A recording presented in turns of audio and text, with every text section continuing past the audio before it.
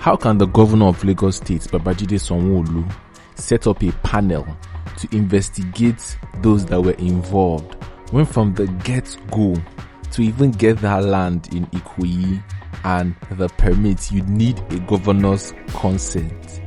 Do you know the cognitive dissonance that goes into doing something like that, and the mental gymnastics it takes for you to boldly come to the public to be announcing that, following up the trail of the whole EndSARS saga, and also what came off that panel? So what actually is next for the families of victims? What is next for people that invested money? Some people invested from $1 million upward to $5 million. What is next? Has or have their investment gone down with the rubble? Hello everyone, welcome to the Ownahome.ng TV show. Here at Ownahome.ng, we believe that owning a home, owning a property should not make you lose sleep. So we are committed to giving you the very best property recommendations and insider real estate gist. So following off the very tragic and fatal collapse of the Ikoyi Tower 360 by Foursquare Heights, owned by Femi Osibona, on the 1st of November, what is next right now for the government? What is next for the victims? What is next for the investors? And let's even look at these Foursquare Heights homes, or Foursquare Heights, owned by Femi. Do they have an official website? And I found out that what they only have is a Facebook page, which they last updated 2016, and they were referencing a new website that their boss had opened, which is Femi Osibona, and it does not exist right now. 360 Towers in Ikoyi has an Instagram page, also has a Facebook page, I would imagine, and they used to post regular updates there. But Femi said something in most of his numerous media rounds. He said the amount of people, the number of people that bought, about 50%, bought because of his other investments, his other projects, that there was no advertisement.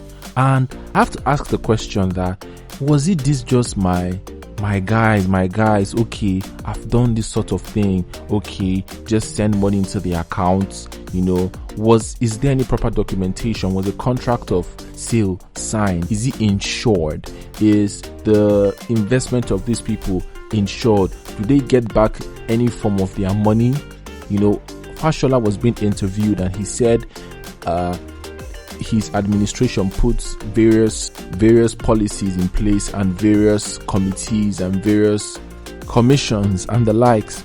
And he said one of those things that they made sure was that the buildings were supposed to be insured during construction, after construction. We also made very stringent regulations that if buildings collapse under construction, we would have the power as government, subject to due process, to forfeit those buildings as a deterrent.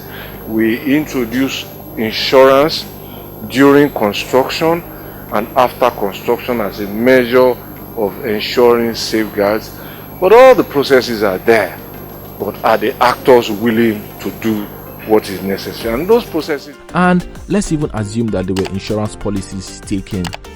I'm hearing that, I'm getting feelers that insurance companies are saying they are not paying anything because this is negligence, this is, criminal.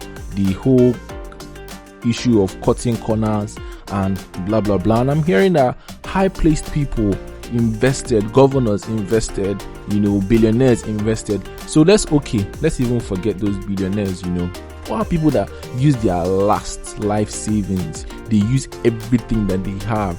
And some people probably just bought early because they saw that, when this thing is going to be delivered, I'll probably make like 50%, 30% profit, because people would want to buy, because this man had the whole 7-star hotel vision, with the parking, every single thing that was going to be done.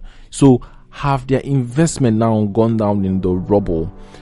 This company, Foursquare Heights, has not come out to give any official statement since this terrible thing happened. There's no official statement. Who is the board of directors? People are hinting that he has a brother that is a major director there. There's nothing that has been said from them. You have the usual, setting up a panel. What is that panel going to do? What recommendation is that panel going to make? I wish we are not playing lip service with this, because it's very, very important, because people have died. People have lost their lives. I heard that Lagos State is thinking of declaring 3 days of mourning, and rightly so, because this is a national tragedy. Something up to 40 people have been recovered, many of which are dead. Innocent people, lives have just been wasted. And so this is not something that should just be another, for once, let Nigerian big men not get away with this. For once, let the political class and the people that know, not get away with this. Let people be brought to book. I hope people learn lessons from this. I hope it is not just a case of, let's sweep this under the rug. People learn lessons from it. And, I just wish all of the players involved the best. Sources say that governors, different political people, billionaires, everybody wanted a piece, of that pie, because this guy was going to upstage every other developer. Even people say that he has another project. He already applied for a permit of another 25-story building in Gerrard Road, and then a couple of hundreds of flats in Isheri North. Now this is the end of the road, and you see people trying to dissociate, and people just trying to, form on looking. But at the end of the day, we just pray that at least people have justice. People have justice, and then the investors can at least scrape something out of this both the psychological torture one, and also the financial torture. This is going to render so many people bankrupt. Well, what can we say?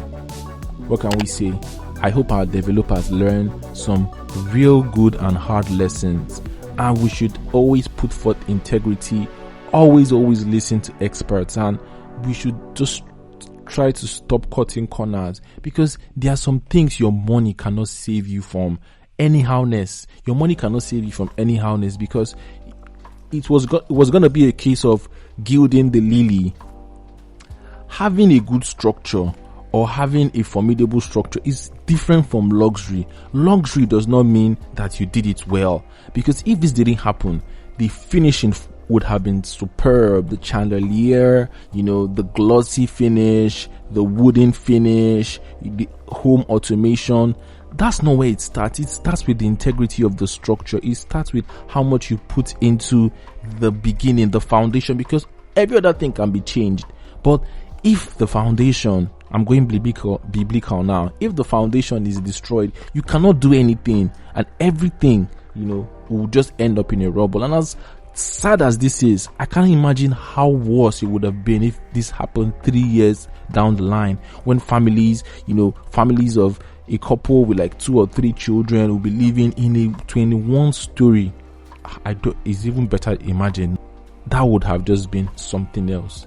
So thank you so much for watching. This is the Ownahome.ng TV show. We believe that owning a home, owning a property should not make you lose sleep. So we're committed to giving you the very best property recommendations and insider real estate gist. Thank you for watching. Kindly drop your comments, kindly like, kindly share, kindly subscribe if you haven't already, and see you at the very next video. Bye bye.